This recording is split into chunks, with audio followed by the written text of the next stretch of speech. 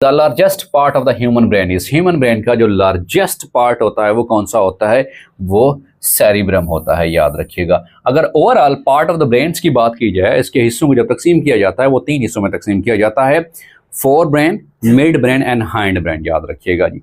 अगर ब्रेन के हवाले से सवाल पूछा जाए, फोर ब्रेन, मिड ब्रेन दिमाग का दरमियानी हिस्सा, and the third one is hind brain, याद रखिएगा।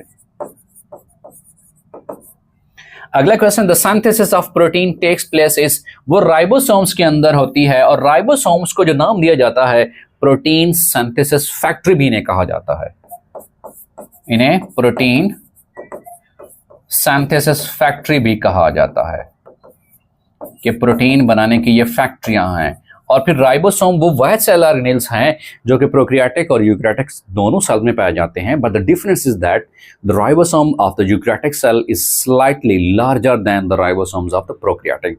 यूकैरियोटिक सेल का जो राइबोसोम है वो स्लाइटली बड़ा होता है, और राइबोसोम्स को क्या कहा जाता है, protein synthesis factory. So protein synthesis take place in ribosome के अंदर होती है।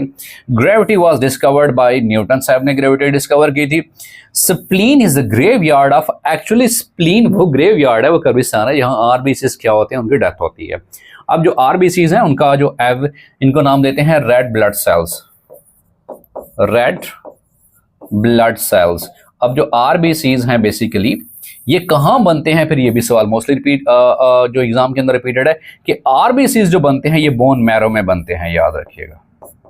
ये कहाँ बनते हैं, ये बोन मैरो के अंदर बनते हैं, और आरबीसीज का जो औसत दौरानिया होता है वो 120 दिन होता है, याद रखिएगा। ये 4 माह एक ही बात है। इसके बाद जो है ऑटोफेगी का फिनोमेना होता है, और उसी हवाले से स्प्लीन के अंदर ये सारे सेल्स जाकर डेथ होते हैं, और उसकी वजह से इसीलिए कहा जाता है कि spleen is a graveyard of RBCs, क्योंकि उसमें आरबीसीज क्या होते हैं, वो खत्म हो जाते हैं, क्योंकि इनका औसत दौरानिया कम होता है।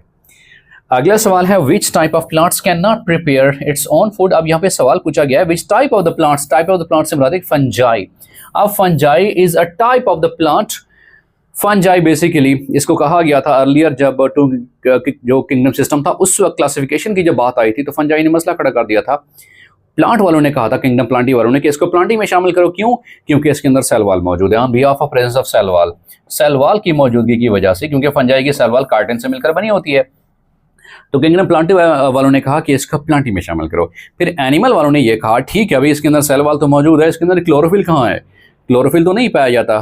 क्लोरोफिल अगर नहीं पाया जाता तो हम एनिमल्स के अंदर भी तो क्लोरोफिल नहीं पाया जाता, लिहाजा फंजाई को किंगडम एनिमिलिया में शामिल करो। इस वजह से फिर फंजाई के लिए